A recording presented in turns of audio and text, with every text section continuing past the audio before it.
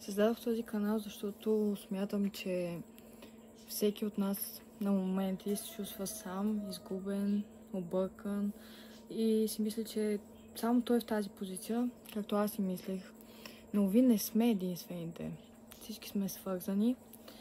Но проблемът е, че някои хора дори не искат да осъзнаят какво се случва в животите им, камо ли да се променят. Този канал е за всеки, който има нужда да осъзнае, че не е сам и че нещата винаги се нареждат. Не случайно го кръстих светлина, защото винаги има светлина. Даже, ето, всъщност не си личи, обаче има светлина. Тук това, което правя, това, което ще кача, не е за някакъв вид популярност и фалш. Не го правя за популярност, така на сърцето си го казвам. Правя го, защото не съм единствената. Вие също сте като мен и вие понякога имате нужда да чуете, всичко ще бъде наред. Имаш нужда да си починеш, ти не си виновен за отношенията си хората, за това как са се стекли от, нещата и така нататък.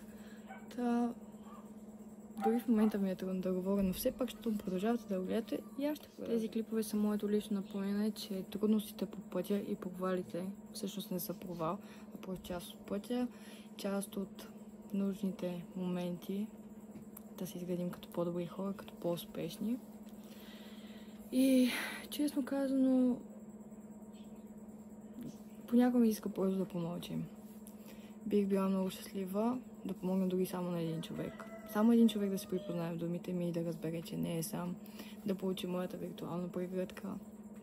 Бих се радвала някой да осъзнае, че всъщност животът е изключително красив, изключително истински, приятен, невероятен, въпреки всичките му трудности, защото една роза я обичаме с бодлите, разбира се.